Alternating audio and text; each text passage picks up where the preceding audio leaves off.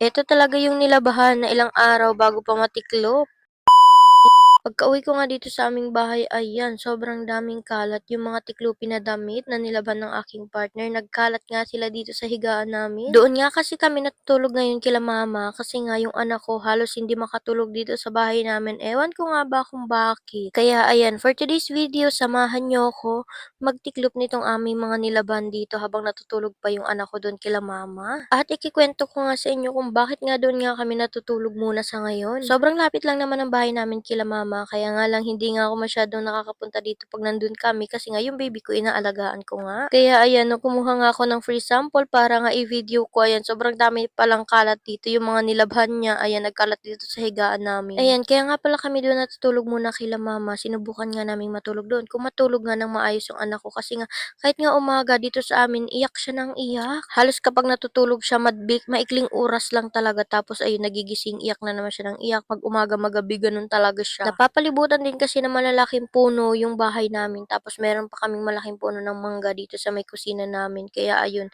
parang may something. Kaya doon muna namin tinulog si baby. Kasi kapag umaga, pag tumatambay kami doon kila mama, tahimik siya, nakakatulog siya ng maayos ang hibing ng tulog niya. Tapos kapag dito sa amin, kapag umaga, iyak siya ng iyak. Na para bang may nakikita siya na hindi namin nakikita. Parang ganun, hindi ko magets. At gusto ko rin doon kila mama kapag umaga tumatambay kami kasi may kasalitan nga ako sa pag-aalaga ng baby ko. Tapos ngayon nga, kahit nga gabi, may kasalitan nga ako. May kasalitan kami ng aking partner kasi si mama, kapag hindi na talaga namin kaya yung baby, ayan, nagigising siya sa gabi tapos pinapatulog niya yung baby ko. Syempre, as first time parents, hindi nga talaga namin alam yung mga bagay-bagay na dapat namin gawin. Lalo na talaga kapag hindi natutulog yung baby, iyak ng iyak. Tapos si mama, ayun, kayang-kaya niya, mabilis niya lang yung nagagawa ng paraan. Sabi niya kapag umiiyak daw yung baby, dapat mas malakas pa daw yung boses ko sa baby ko. Kakantahan ko daw ng malakas, ganun. Kasi ganun yung ginagawa niya tapos sinasayaw-sayawan niya talaga. Sabi nga sa akin ni mama nung baby pa nga ako, siya nga daw lahat. Wala nga siyang kasalitan kahit nga sa pagpapatahan ng baby kapag gabi. Kaya nga talagang loading-loading ko yan si mama kasi nga ang tibay. Noon nga daw kahit nga umihi siya or tumae, kasama niya nga rin daw ako. At sa kabutihang palad, yun nga ay hindi ko pa nga rin nararanasan sa ngayon kasi nandyan sila, nakasupport nga sa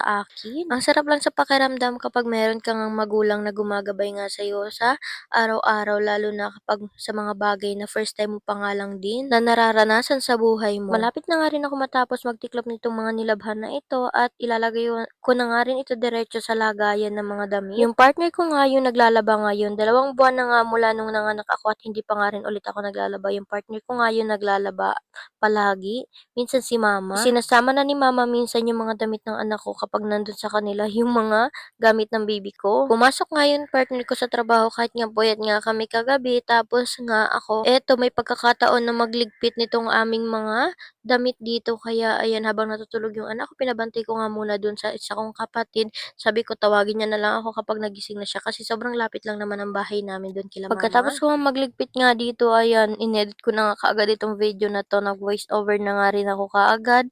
Kasi nga habang natutulog pa nga yung anak ko, 'di ba, may pagkakataon para makapag-edit at may pagkakataon makapag-voice over kasi bihira nga ako makapag-voice over dahil nga may baby ako. Ang hirap kumuha ng oras lalo na pag gising siya. At madalas sinasabihan nga ako ng katamaran kaya ayan, bihira nga ako ngayon mag-vlog.